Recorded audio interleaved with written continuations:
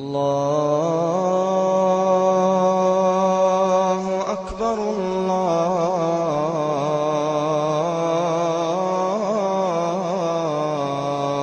أكبر الله. ¿Qué es lo que tenemos entonces? Lo que tenemos son copias de copias de copias. Lo que tenemos son pedazos, partes dispersas. Prácticamente el grupo principal de documentos muy tardíos a los cuales se ha venido a llamar Biblia, en el caso de los judíos, es el texto masorético que viene del año 1000 y tanto después de Cristo. Si situamos nosotros cronológicamente a Moisés entre el 1300, 1200 antes de Cristo, tenemos ahí 1200 años y tenemos 1000 más después de Cristo, el texto masorético vendría a ser de 2200. Presten atención, 2200 años después de Moisés como receptor original de la palabra de Dios en el caso del Pentateuco. Esta alarmante cantidad de años, esta cifra alarmante de 2200 años de retraso entre los documentos que maneja la versión masorética y los hechos que se dieron, la revelación en sí, disminuye cuando hacemos referencia a los libros posteriores, a los libros históricos, a los libros proféticos. En el caso de Ezequiel, por ejemplo, estamos hablando de unos 6 siglos solamente antes de Cristo, más los 1000 años después de Cristo. Existe, sin embargo, otra fuente principal de manuscritos a la cual se denomina la Biblia Septuaginta. Esta fuente de manuscritos, denominada Biblia Septuaginta, es la aceptada principalmente por los cristianos. Y ojo, para los judíos esta Biblia Septuaginta no tiene valor, es, según palabras textuales de varios judíos, es una mala traducción de los textos supuestamente originales en hebreo o en arameo al griego colonial, al griego vulgar que se utilizaba en Egipto, en Alejandría, 100 años antes de Cristo.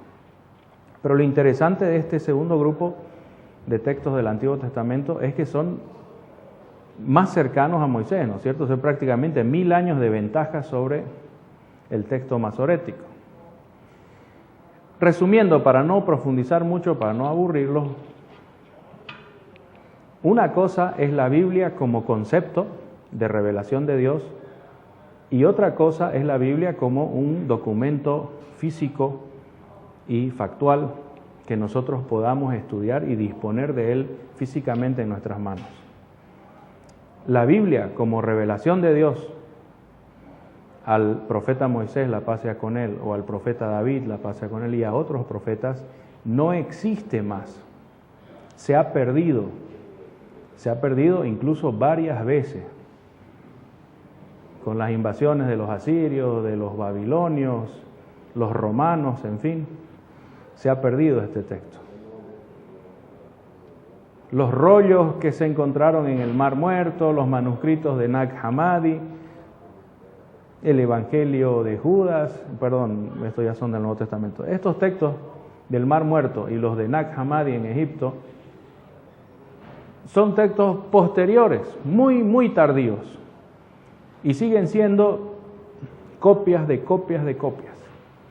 Entonces, si nosotros queremos estudiar la revelación en sí, pues esto ya es imposible, porque esta revelación no está más en nuestras manos, y es más, no tenemos ni siquiera un registro de la revelación original en su idioma hebreo de la época de Moisés.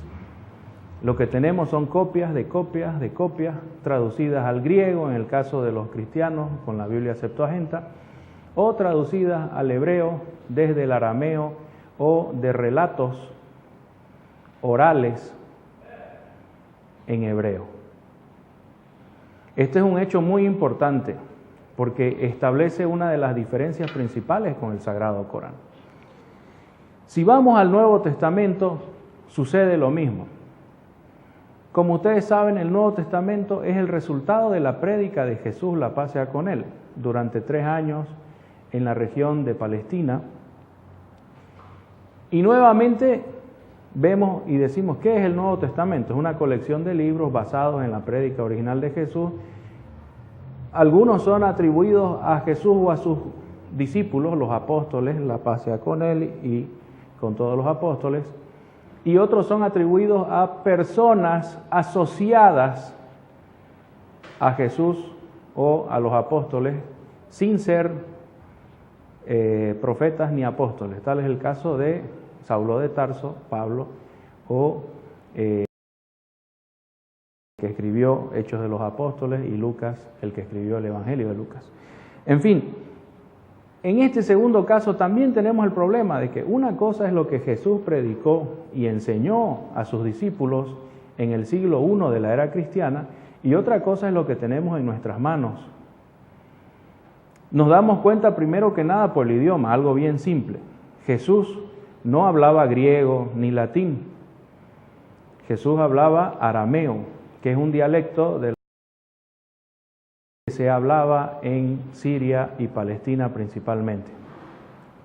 Y Jesús también solía hablar a veces en hebreo para la gente que entendía todavía el hebreo, que ya no era un idioma muy frecuente en esa época, porque el arameo había superado grandemente al hebreo en el uso de la gente. No existen manuscritos que muestren las palabras originales de Jesús en arameo ni en hebreo. Lo que existen son pequeñas citas dentro de un mar de palabras traducidas al griego. No sabemos cómo fueron traducidas, no sabemos si los traductores fueron capaces o eficientes. Y después, posteriormente, ya 5 siglos después de Jesús, traducidas al latín en una Biblia a la cual se denomina la Vulgata, que vendría a ser una Biblia popular, la que la Iglesia difundiría entre la gente. Como verán ustedes, una cosa es el Evangelio como revelación de Dios a Jesús o como enseñanza de Jesús a los apóstoles, y un documento escrito que nosotros tenemos hoy en nuestras manos. Nosotros aquí en nuestra sociedad leemos en español. Lo que nosotros tenemos son traducciones de la Vulgata.